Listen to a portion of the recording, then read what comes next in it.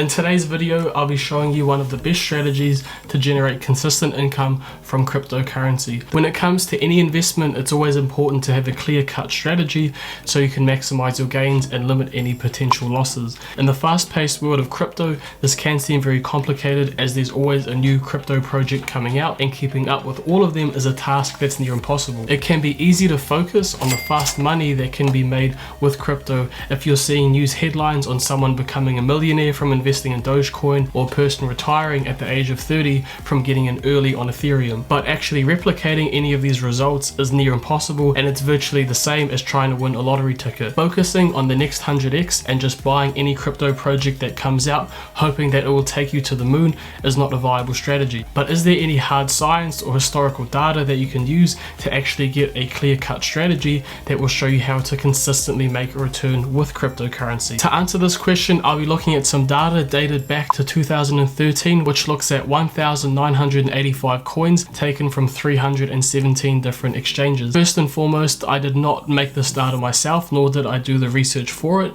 This was made by Market Sentiment, and his link will be the first one down below in the description box, so make sure to subscribe to his newsletter and you can check out the original article for yourself as well. If you find the video helpful, make sure to drop a like for the YouTube algorithm and subscribe to the channel so you can stay updated with future content. So starting off, looking at 1,985 coins since late December of 2013, you can see that only 40% of these actually gained any value. So this means you pretty much have a 50-50 chance of picking a coin that will actually make you any money. If you were lucky enough to actually pick some of these winners, your total return would be 3,048%. Now this return is based largely on the top 1% of coins, because if you remove these, then you would have an average return of 640%. This average then drops even lower if you remove the top 5% of coins, sitting at a return of roughly 242%, and this return is slightly higher than what you would have gotten if you just invested in the S&P 500. So you can see here